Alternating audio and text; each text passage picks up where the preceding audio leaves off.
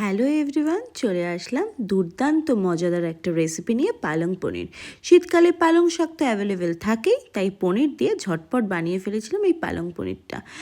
গরম রুটি হোক বা পরোটা, এই পালং পনির থাকলে কিন্তু আর কিছুই লাগবে না। তোমরাও তাই ঝটপট বানিয়ে ফেলো কিন্তু আমার মতন। প্রথমে আমি ফ্রাইং প্যানটা ভালোভাবে গরম করে তার মধ্যে কিছুটা সাদা তেল দিয়ে দিয়েছিলাম, তার মধ্যে কিছুটা লবণ ছিটিয়ে দিয়েছিলাম যাতে পনিরগুলো দেওয়ার পরে লেগে না যায় তলাটা। এবার প্রত্যেক কটা টুকরো করে কেটে রাখা পনির এটার মধ্যে দিয়ে দিয়েছি। যতক্ষণ ভাজা হচ্ছিল ততক্ষণ আমি সময়টা নষ্ট না করে মিক্সারে দিয়ে দিয়েছিলাম পালং শাক। এবার এটাকে আমি খুব ভালোভাবে সুন্দর মিহি একটা পেস্ট করে নিয়েছি। অন্যদিকে ততক্ষণে আমার পনির ভাজাটাও ডান। এবার পনিরগুলোকে তুলে আমি সাইডে রেখে দেব।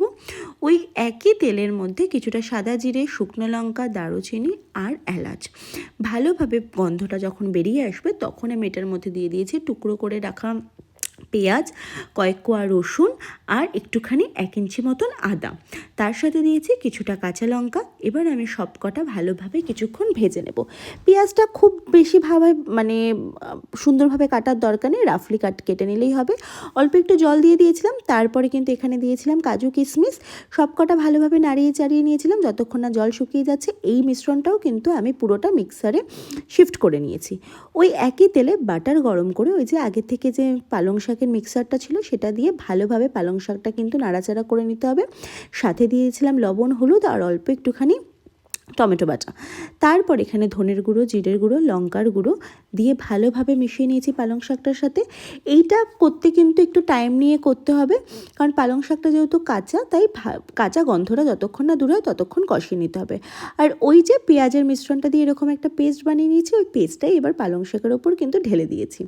দিয়ে মিশিয়ে নিয়ে অল্প একটু চিনি দিয়ে দিয়েছিলাম। চিনিটাও ভালোভাবে পুরোটার সাথে মিশিয়ে নিয়েছি। দেখো কীরকমভাবে তেল ছেড়ে এসছে, কারণ এই পুরো রান্নাটাই কিন্তু কম আঁচে হবে, আঁচ বাড়ানো যাবে না একদম। এবার তেলটা ছেড়ে আসলে মিক্সারটা ধুয়ে আমি জল দিয়ে দিয়েছি। জলটা দেওয়ার সময়ও কিন্তু গ্যাস আমার একদম লো থাকবে। ঢাকা দিয়ে দিয়েছিলাম আরও কিছুক্ষণ কষিয়ে নেওয়ার জন্য। তারপর ঢাকা খুলে যখন দেখেছি মশলা থেকে একদম কাঁচা গন্ধ চলে গেছে, তখন আগে থেকে ভেজে রাখা পনিরটা এটার মধ্যে অ্যাড করে দিয়ে ভালোভাবে মিশিয়ে নিয়েছি। একদম রেডি আমার এই পালং পনির।